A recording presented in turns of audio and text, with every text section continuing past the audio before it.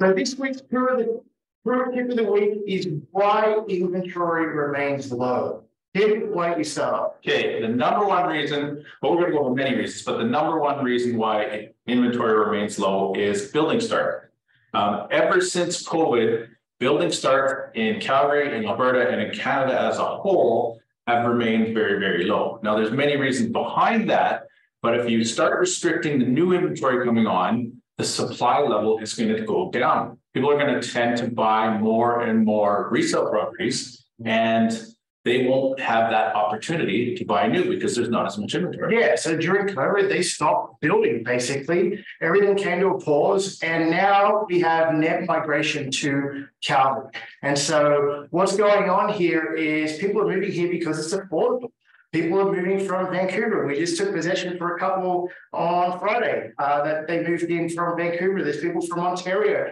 There's a lot of people moving here from different parts of Canada, and they will keep moving here just because inflation has gone up, cost of living has gone up, and some of these people are tired of living in shoeboxes in other parts of the country, and Calgary is your next best bet. Yeah, and to go along with the lower building starts, the building starts that are being started, there are two things that are increasing the costs. Labor costs and material costs. Both of those have gone through the roof since the economy has picked back up at the end of COVID.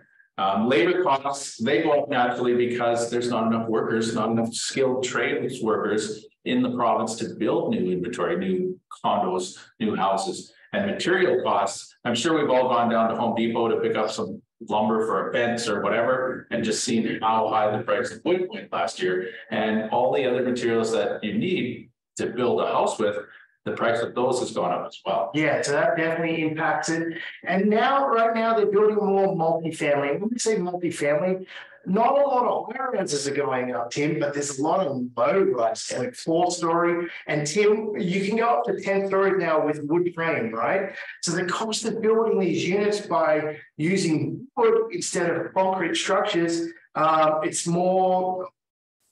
There's more opportunity for the developers to make money off those types of builds. So they're building more multifamily. That once again could be small apartment buildings. It could be fourplexes. We're seeing townhouses or row townhouses boring away. And then we're seeing a lot of land assembly right now where they're knocking down part of whole streets. There's one near Chinook Mall or 58th Ave going on, 37th Street in the southwest right now. They knocked down, I think, 10 houses in a row. So there's something going in there as well. And you will just see this to continue. The last reason why inventory remains so low is rents are going up. Okay, so rents are going up and the rental supply is so short right now. And with rents going up, tenants are realizing that they could buy a small apartment and live for the same cost as renting a 1-bedroom or 2-bedroom condo downtown. That's how high rents go. And Tim, on smaller houses. Yeah, if you're being rented for the last number of years and your rent's gone up from say $1,600 a month to $2,200 a month to rent a single family home, or even these days it could be a main floor. And you go to the bank and you look at what it costs to get a mortgage. The carrying cost of that mortgage could be equivalent to that $2,200 a month if you buy a condo or a townhouse.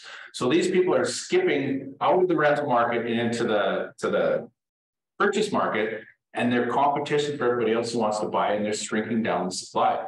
So that's what's keeping inventory low. Yeah, the demand is just overwhelming. Everything that comes on the market is it's all being taken up by people buying them. So the market cannot recover. And Tim, we don't know how long this is going to continue for. We were looking at the stats. We're going to do a market report in a few minutes. We were looking at the stats today, and sales are actually quite high as compared to, let's say, April of last year, or April of the year before.